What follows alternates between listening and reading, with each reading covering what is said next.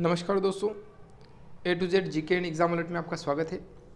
मैं हूं आईएएस राठौड़ और हम देख रहे हैं आज महाराणा प्रताप का जो नेक्स्ट भाग है, पार्ट 2। पार्ट जो फर्स्ट पार्ट है वो हम कल देख चुके हैं और आज हमें दूसरा पार्ट देखना है। कल हमने महाराणा प्रताप की जो जन्म जो दिनांक है उसके बारे में, माता पिता के बारे में, महाराणा उदय सिंह जी के बारे में और राज्याभिषेक के बाद में जो शिष्टमंडल आते हैं, शिष्टमंडल के बारे में पढ़ा। उसके बाद में हल्दी घाटी युद्ध के बारे में पढ़ा। तो काफ़ी कुछ कल हमने जो पिछला वीडियो था उसके बारे में इनके बारे में पढ़ा है। वहाँ पे जो शिष्टमंडल आता है दोस्तों, उसमें कुछ जो शिष्टमंडल का जो क्रम है वो बिल्कुल व्यवस्थित है। उस क्रम में यदि आप चाहें तो एक तारीख वाइज नोट करना चाहें तो आप वो भी कर सकते हैं। वो मैं आपको एक बता देता हूँ कि जब जलाल का खोची और मान सिंह, भगवंत दास और टोडरमल आते हैं तो उनकी यदि आप डेट आपके नोट्स में लिखना चाहें या याद रखना चाहें तो जो जलाल का है वो नवंबर 1572 में, और जो मान सिंह जी है वो जून 1573 में, भगवंत दास अक्टूबर 1573 में, और जो टोडरमल है वो 1573 दिसंबर के अंदर आते हैं। तो चार जो हमने कल पढ़े थे JMBT, उन JMBT के बारे में ही मैं आज बता रहा हूँ कि जो जलाल का है वो 1572 में, और जो मंथ नवंबर है, नवंबर महीने के 1572।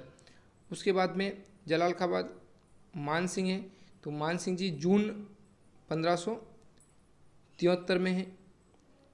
उसके बाद में जो भगवंत दास है वो अक्टूबर 1573। क्योंकि ये जो तारीखें हैं आपको हो सकता है कि एग्ज़ाम के अंदर मिलान करने का आ जाए या तारीख वाइज पूछ लिया जाए जो सन वाइज, तो फिर दिक्कत आ जाए। तो इसलिए आप ये नोट कर ही लेना। फिर एक टोडरमल है, तो टोडरमल दिसंबर 1573 में, दिसंबर 1573 का टोडरमल का है। तो इस तरीके से चारों आप इनको नोट कर लें। फिर आगे बढ़ते हैं दोस्तों। जो हल्दी घाटी के बाद क्या घटना होती है वो मैंने आपको बताई थी कि कोलियारी में इलाज करवाते हैं महाराणा प्रताप, और इलाज के बाद में वो कुंभलगढ़ दुर्ग जो कि इनके ही अधीन रहता है, कुंभलगढ़ दुर्ग के अंदर प्रवेश कर जाते हैं, और जो सेना है मेवाड़ी सेना वो भी कुंभलगढ़ आ जाती है। उसके बाद जो नेक्स्ट है आगे हम देखते हैं आज। तो देखिए आप, उसके बाद क्या होता है, चूँकि अकबर का ये सपना रहता है कि महाराणा प्रताप को किसी भी तरीके से दास्ता स्वीकार करवाई जाए, यानी कि अधीन किया जाए। तो इसीलिए ये इतना हल्दी घाटी का युद्ध हुआ, और उसका जो नतीजा ये रहा कि महाराणा प्रताप एक तरह से विजयी रहे। जो जिस उद्देश्य को लेके अकबर ने युद्ध लड़ा था वो उद्देश्य पूर्ति नहीं हो पाई, और उल्टा मान सिंह को भी जो प्रवेश वर्जित कर दिया गया था। तो अब अकबर के उसके बाद के जो सैन्य अभियान है उन सैन्य अभियानों के बारे में हमें पढ़ना है। उसके बाद में क्या होता है और अंत तक देखिए आप इसको। तो अकबर का जो नेक्स्ट सैन्य अभियान है वो 13 अक्टूबर 1576 में वापस शुरू हो जाता है। जून के अंदर हल्दी घाटी का युद्ध होता है। हल्दी घाटी युद्ध के बाद में वापस अक्टूबर के अंदर 1576 में मिर्जा राजा जो मान सिंह है जो हल्दी घाटी में थे, वो भगवंत दास ये और कुतुबुद्दीन खां, इन तीनों के नेतृत्व में इस समय जो अकबर है वो अजमेर दुर्ग में आया हुआ है। तो अजमेर से ये तीनों यहाँ पे पहले ही आ जाते हैं युद्ध के लिए 13 अक्टूबर 1576 को, और गोगुंदा पर अधिकार कर लेते हैं। गोगुंदा जो है उस पर अधिकार कर लेते हैं। इसके बाद में अकबर भी गोगुंदा आ जाता है, और यहाँ आने के बाद में गोगुंदा में मुजाहिद बेग खां है। मुजाहिद बेग खां को यहाँ पे सूबेदार नियुक्त कर दिया जाता है। ये ध्यान रखें कि गोगुंदा विजय के बाद यहाँ पे किसको सूबेदार नियुक्त किया गया, तो मुजाहिद बेग खां को नियुक्त कर देते। उसके बाद में ये तीनों राजा मान सिंह, भगवंत दास, कुतुबुद्दीन खां ये भी चले जाते हैं, और अकबर के साथ में आगरा। तो यानी कि ये चारों आगरा वापस चले जाते हैं। कुछ समय पश्चात ही मेवाड़ी सेना वापस यहाँ पे आक्रमण करती है, और आक्रमण के फलस्वरूप गोगुंदा जो है, गोगुंदा को वापस छुड़ा लिया जाता है। गोगुंदा जो है उसको वापस स्वतंत्र करा लिया जाता है, और मुजाहिद बेग खां जो है ये यहाँ पे मारा जाता है। मुजाहिद बेग खां की यहाँ पे मृत्यु हो जाती है, निधन हो जाता है। गोगुंदा को स्वतंत्र कराने के बाद गोगुंदा में किसको नियुक्त किया गया वापस, जो महाराणा प्रताप की तरफ से यहाँ पे सूबेदार, तो महाराणा प्रताप की तरफ से मांडन जी कुंपावत जो है उनको यहाँ पे नियुक्त किया गया। अब अगला जो सूबेदार है जो महाराणा प्रताप की तरफ से होते हैं वो मांडन जी कुंपावत, तो ये ध्यान रखें आप। पहले कौन था, मुजाहिद बेग खां जो कि मारा गया, उसके बाद में मांडन जी को यहाँ पे नियुक्त कर दिया जाता है। उसके बाद क्या होता है, उसके बाद में वापस गोगुंदा भी इनके पास आ गया, कुंभलगढ़ है ही है, तो ये ज़रूरी हो गया कि अकबर के लिए कि ना तो ये अधीनता स्वीकार कर रहे हैं और यदि दुर्ग जीतते भी हैं तो दुर्ग वापस ये उसको वापस स्वतंत्र करा लेते हैं। तो शाहबाज खां के नेतृत्व में वापस यहाँ पे आक्रमण किया जाता है और शाहबाज खां के नेतृत्व में दोस्तों 3 बार आक्रमण होते हैं। ये भी एक इम्पोर्टेंट फैक्ट है कि शाहबाज खां के नेतृत्व में अकबर द्वारा महाराणा प्रताप के विरुद्ध कितने सैन्य अभियान चलाए गए, ये प्रश्न बन सकता है। तो ये प्रश्न है, तो इसके कितने सैन्य अभियान हैं, 3 सैन्य अभियान हैं। कब कब हैं, तो 1577 में जो सैन्य अभियान चलाया गया 15 अक्टूबर 1577 की बात है। तो इसमें जो केलवाड़ा है, केलवाड़ा जो कुंभलगढ़ आपको चित्र में यदि दिखाऊं मैं स्क्रीन पे, तो इसके नीचे तलहटी में जो केलवाड़ा है, केलवाड़ा को ये विजित कर लेता है पहले शाहबाज खां। उसके बाद में क्या होता है, तो उसके बाद में ये कुंभलगढ़ पे भी अधिकार कर लेता है। कुंभलगढ़ पर जब अधिकार करता है तो यहाँ से जो सामंत और जो विश्वास पात्र रहते हैं महाराणा प्रताप के, वो इनको यहाँ से रवाना कर देते हैं कि आप जीवित रहना आपको अति आवश्यक है, ये दुर्ग वापस आप स्वतंत्र करा लेंगे लेकिन आपको यहाँ पे नहीं ठहरना चाहिए। तो केलवाड़ा के अधिकार के बाद में अक्टूबर, नवंबर और दिसंबर 1578 यानी कि 1 वर्ष और 2 महीने की बात है, उसके बाद में कुंभलगढ़ पर भी अधिकार शाहबाज खां द्वारा कर लिया जाता है। लेकिन महाराणा प्रताप यहाँ पे भी इसके हाथ नहीं आते हैं, यानी इनका मुख्य उद्देश्य ये है कि दुर्ग पे अधिकार, तो ये तो चित्तौड़ दुर्ग पर भी अधिकार करके पहले से बैठे हुए हैं, लेकिन किसी भी हालत में महाराणा प्रताप इनको चाहिए। अब बात आती है कि महाराणा प्रताप यहाँ से भी निकल गए और इस दुर्ग पर जब अधिकार होता है तो यहाँ पे महाराणा प्रताप उदय सिंह सोनगरा और जो राव भाण है उनको यहाँ पे सुपुर्द कर देते हैं दुर्ग और वो निकलते हैं। तो उदय सिंह सोनगरा और जो राव भाण हैं ये दोनों मिलके यहाँ पे युद्ध लड़ते हैं और उदय सिंह सोनगरा और राव भाण दोनों यहाँ पे शहीद हो जाते हैं, वीरगति को प्राप्त हो जाते हैं दोनों। तो ये भी ध्यान रखें, कुंभलगढ़ दुर्ग किसको सुपुर्द करके जाते हैं, तो उदय सिंह सोनगरा को सुपुर्द करके जाते हैं। उसके बाद में ये चूँकि प्रताप इनके अभी भी हाथ में नहीं आए, तो 15 नवंबर 1579 को वापस एक अभियान और चलाते हैं। लेकिन तब क्या होता है कि महाराणा प्रताप इनको वापस एक तरह से चकमा देके और 56 के जो मैदान है, 56 के जो पर्वत है, पहाड़ी क्षेत्र, इधर जो वहाँ प्रवेश कर जाते हैं, यानी कि इनको कुंभलगढ़ से ये निकल जाते हैं, उनके हाथ नहीं आते हैं। उसके बाद में ये 56 के मैदानों में पर्वतों में चले जाते हैं, तो यहाँ भी इनको सफलता हाथ नहीं लगती है। शाहबाज खां के तीनों अभियान में महाराणा प्रताप हाथ नहीं आते हैं। तीनों अभियानों में हाथ नहीं आने के कारण और नहीं पकड़ में आते हैं, तो फिर वापस अकबर एक और जो अभियान है वो वापस इनके विरुद्ध सैन्य अभियान और चलाता है और वो अभियान है 1580 में। इस अभियान में कौन आता है, तो अब्दुल रहीम खान खाना, ये आप नाम ध्यान रखें कि एक अभियान तो सबसे प्रथम हल्दी घाटी के बाद में तीनों आए थे, उसके बाद गोगुंदा पर अधिकार करा के गोगुंदा पर सूबेदार नियुक्त करके चले गए थे, गोगुंदा को वापस छुड़ा लिया गया। तो उसके बाद में शाहबाज खां आया, यानी कि एक तो वहाँ पे हो गए, 3 फिर हुए शाहबाज खां के नेतृत्व में। उसके बाद में अब्दुल रहीम खान खाना आया इसके नेतृत्व में। तो यहाँ ये अब्दुल खान खाना क्या है, शेरपुर गांव है, तो यहाँ पे आके अपना शिविर लगा देते हैं और ये अपना परिवार पूरा लेके आते हैं यहाँ, और यहाँ जैसे शिविर जमाते हैं और ये खबर जब जो युवराज अमर सिंह है और इनके साथियों को पता चलती है, तो ये वहाँ पे अपने साथियों को लेके चले जाते हैं। और युवराज अमर सिंह क्या करते हैं कि इनके जो अब्दुल खान खाना का परिवार है, तो इस परिवार में जो बेगमें हैं उनको 50 बेगमों को ये बंदी बना के ले आते हैं। यहाँ से लगभग 50 बेगमों को ये बंदी बना के ले आते हैं। और इसी बात ये जैसे बना के लाते हैं बंदी बना के, तो महाराणा प्रताप को जब पता चलता है तो वो इस बात से नाराज़ हो जाते हैं और महाराणा प्रताप इन 50 बेगमों को वापस ऐसे सम्मान के साथ में वापस खाना को सौंप देते हैं। तो दोस्तों एक हुआ जब वापस गोगुंदा को इन्होंने अधिकार किया था, अकबर ने अधिकार किया, छुड़ा लिया। उसके बाद में 3 शाहबाज खां के नेतृत्व में, फिर उसके बाद में रहीम खाना के नेतृत्व में हो गया। उसके बाद में बात आती है अब यहाँ पे ये क्या करते हैं, मुग़ल सैनिक जो हैं, जो अकबर की तरफ से 1582 में एक चौकी होती है दिवेर, इसको देबारी दर्रा भी बोलते हैं, युद्ध जहाँ होगा तो दिवेर की एक चौकी है जहाँ पे ये नियंत्रण रखते हैं, यानी कि एक हिस्सा ही एक थाना बना देते हैं यहाँ पे, मुग़ल थाना, मुग़ल चौकी। और फिर उसके बाद मुग़ल सेना यदि वहाँ से आती है आगरा से लड़ने के लिए या अजमेर से लड़ने के लिए, तो ये इनको सपोर्ट करते हैं, एक तरह से इनको सारी सहायता प्रदान करते हैं। तो इस चौकी पर यहाँ धावा बोल देते हैं महाराणा प्रताप 1582 में। और ये जो मुग़लों की चौकी ये तहस नहस कर देते हैं। और यहीं पर एक सुल्तान खां जो है, अकबर का मामा, इस चौकी का जो सेनापति है, चौकी का जो हेड कमांडर है एक तरह से, तो इस सुल्तान खां को ये पराजित कर देते हैं। जब यहाँ युद्ध होता है तो ये सुल्तान का हाथी पे रहता है और महाराणा प्रताप जैसे भाला चलाते हैं तो ये वहाँ से नीचे गिर जाता है। और जैसे नीचे गिरता है तो अमर सिंह जी यहाँ पे हैं, तो अमर सिंह जी भाले से उसका वध कर देते हैं, उसको मार देते हैं।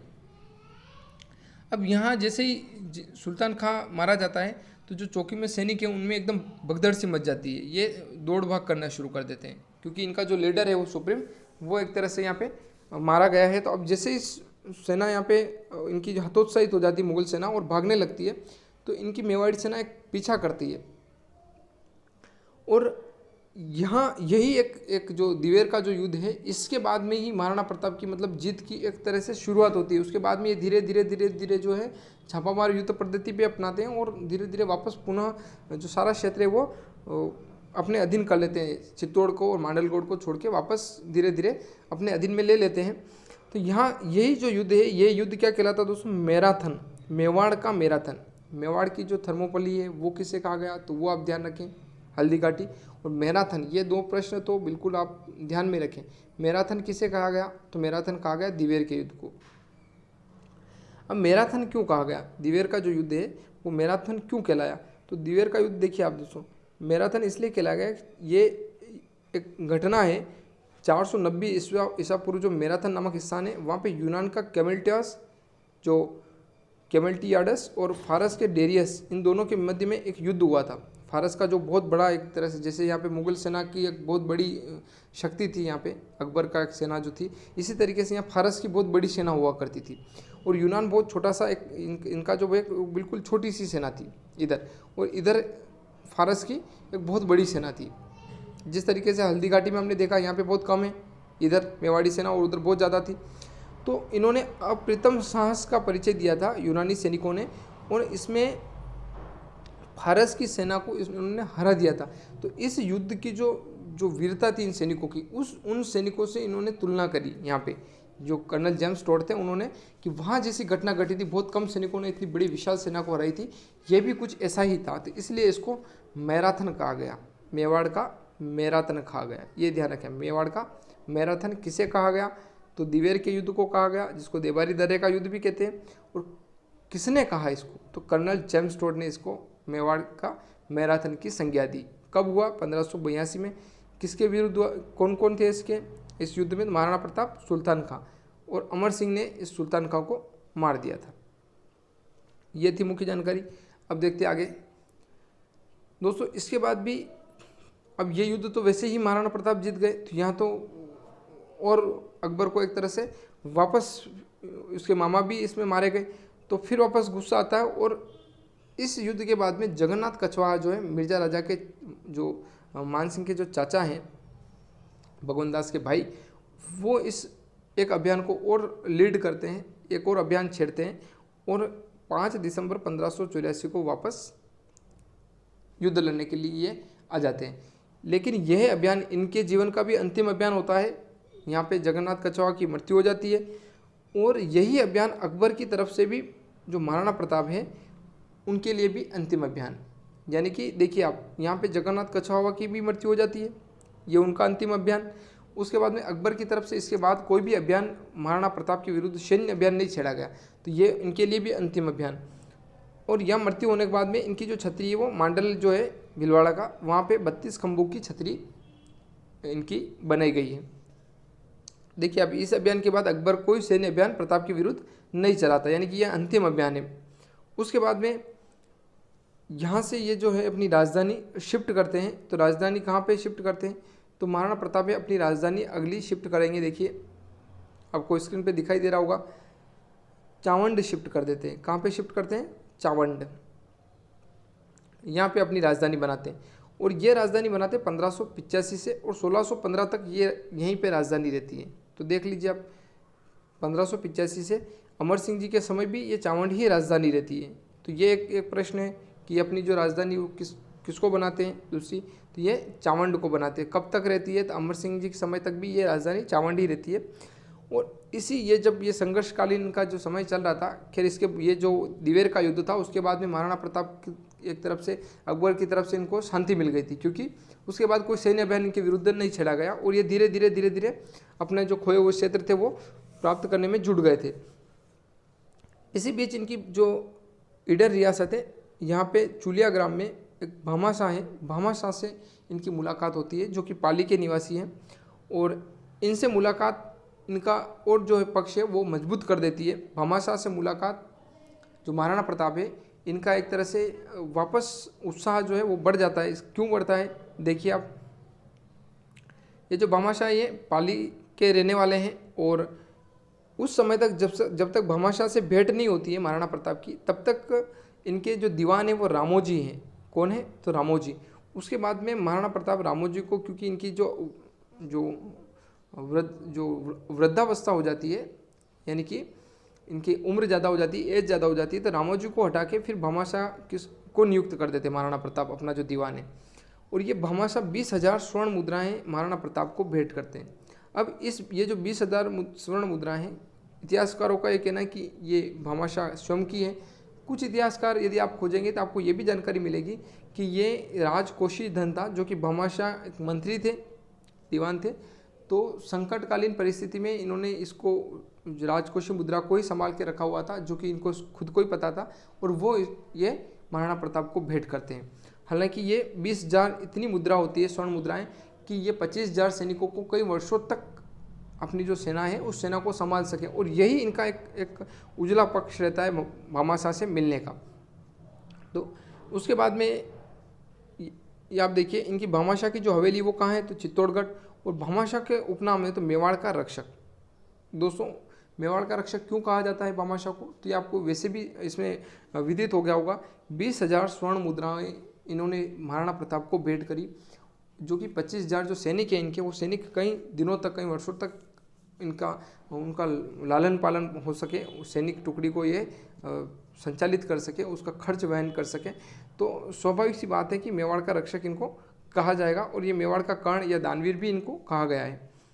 अब उसके बाद में बात करते हैं महाराणा प्रताप के निधन की। दोस्तों, तो इनका निधन कैसे हुआ? जो आप देखिए, इनका जो जन्म है उससे लगातार संघर्ष ही चलता है, इनका लगातार संघर्ष चलता रहता है। 1582 तक तो इनका संघर्ष चलता ही रहता है, एक तरह से माने आप, जो दिवेर का युद्ध नहीं हो जाता है। 72 में ये जो बनते हैं, इनके जो राज्याभिषेक होता है 72 में, 32 वर्ष की आयु में इनका राज्याभिषेक होता है।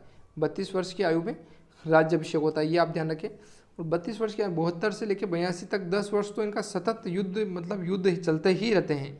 आप देखिए, शिष्टमंडल आए, शिष्टमंडल गए, उसके बाद में हल्दी घाटी का युद्ध हुआ, हल्दी घाटी का निकला तो फिर उसके बाद गोगुंदा पे कब्जा हो गया, गोगुंदा को छुड़ाया तो फिर शाहबाज खां के नेतृत्व में आ गए, शाहबाज खां के 3 युद्ध हुए, तो फिर उसके बाद में जो मान सिंह के चाचा है वो आ गए। तो इस तरीके से 10 वर्ष तो बिल्कुल बिना रुके एक तरह से युद्ध चलते ही जाते हैं, निरंतर युद्ध। और उसके बाद में 82 के बाद में इनका 97 में निधन होता है। तो वो समय थोड़ा एक तरह से शांतिकाल का रहता है। शांतिकाल का मतलब कि ये खुद रह के धीरे धीरे अपनी जो रियासतें उनको स्वतंत्र कराते हैं, लेकिन अकबर की तरफ से इनके और कोई सैन्य अभियान नहीं भेजा जाता है। तो देखिए आप, क्या कारण रहा इनके निधन का। 19 जनवरी 1597 को कहा जाता है कि ये जो तीर धनुष होता है अपना, उस धनुष पे उस पे जो प्रत्यंचा चढ़ा रहे होते हैं उस पे उसी समय कुछ घटना घटती है, एक असामयिक, और इनके चोट लग जाती है। तो उसी चोट में दुर्भाग्यवश ये जो चोट होती है उसमें ये घायल हो जाते हैं ज़्यादा ही, और उसी चोट की वजह से इनका निधन हो जाता है। और चावंड में ही प्रताप का निधन हो जाता है। कहाँ निधन होता है? तो चावंड में ही प्रताप का इनका निधन हो जाता है। और देखिए उसके बाद में चावंड में निधन होता है तो चावंड के जस्ट पास में ही बांडोली जो क्षेत्र है, बांडोली, तो वहाँ पे इनका अंतिम संस्कार किया जाता है। और इसी बांडोली में, ये जो आपको दिख रहा है बांडोली में, यहीं पर अंतिम संस्कार करके 8 खंभों की छतरी इनकी बनाई जाती है। दोस्तों आप राजस्थान का इतिहास पढ़ेंगे, कला संस्कृति में भी आप पढ़ेंगे, तो जो छतरियाँ हैं वो आपको कई बार मिलेगी। 32 खंभों की छतरियाँ भी, जैसे हमने थोड़ी देर पहले पढ़ा, जो कछवाहा राजवंश की में बनाए, यहाँ 8 खंभों की। तो ये जो खंभे हैं ये खंभे गिने जाते हैं, ये 8 खंभे इनकी छतरी है महाराणा प्रताप की।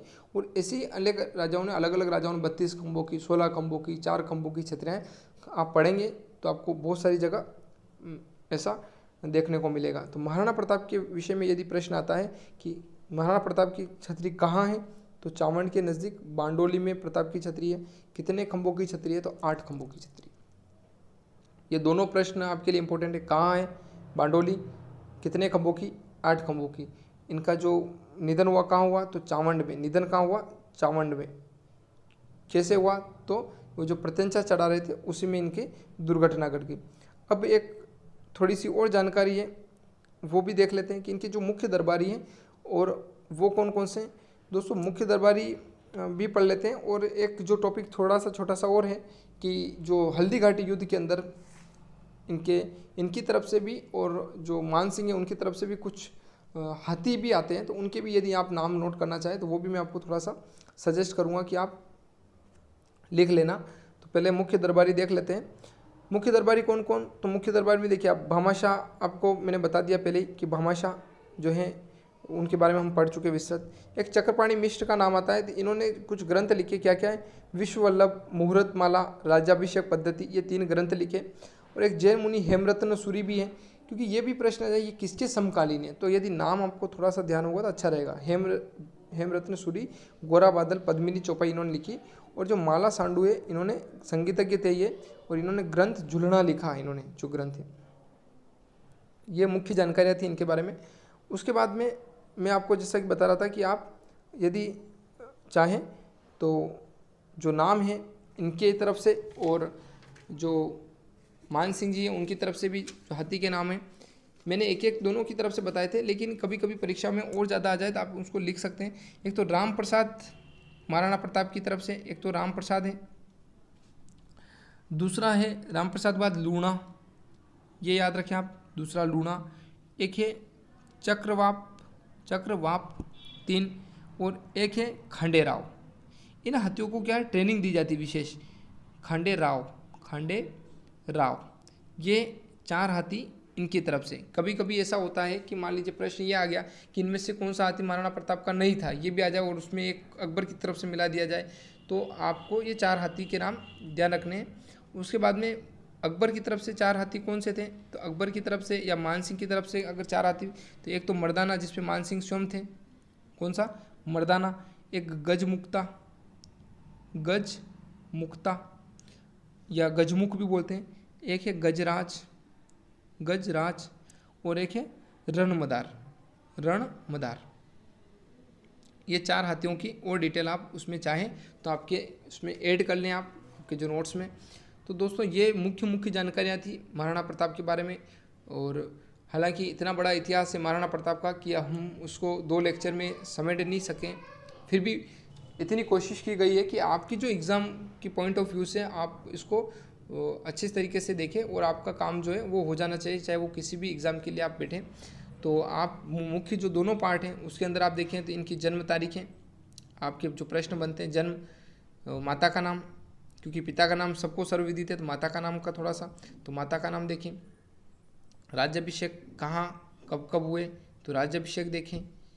और इनका जो राज्याभिषेक होता है वो राजमहलों की क्रांति भी कहलाता है, ये भी ध्यान रखिएगा एक और शब्द, क्योंकि राजमहलों की क्रांति इसलिए कि उदय सिंह जी ने तो किसको नियुक्त किया था, जगमाल को, जो अगला युवराज, और महाराणा के विरुद्ध जाके सामंतों ने किसको किया, इनको कर दिया, महाराणा प्रताप को। तो ये राजमहलों की क्रांति भी कहलाती है, ये भी एक प्रश्न आप ध्यान रखें, राजमहलों की क्रांति।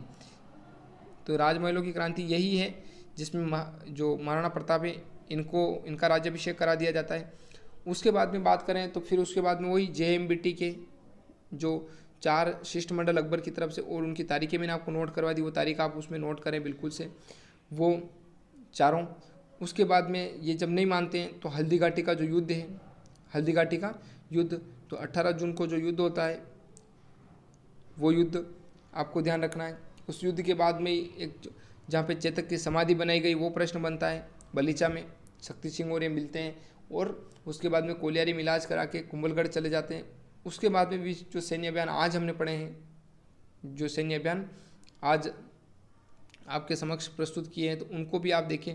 इनकी जो छतरी बनाई गई है, इस छतरी को आप ध्यान रखें, किस कारण से इनका निधन होता है उस कारण को ध्यान रखें।